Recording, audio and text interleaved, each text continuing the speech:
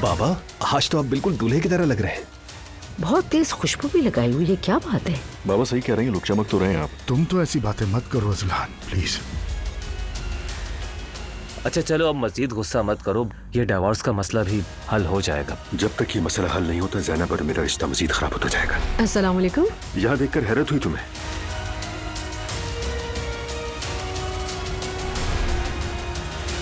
जान गई हूँ कौन मेरा घर बर्बाद कर रहा है।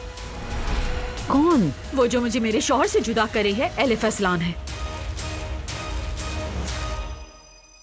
उमर कल रात उसके साथ तन्हा खाने पर था और पिछले दिन उसके साथ बिस्तर पर।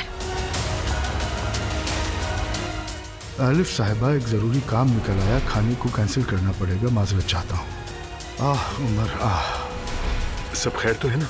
क्या बात है भाई? एलिफ के साथ क्या चल रहा है तुम्हारा?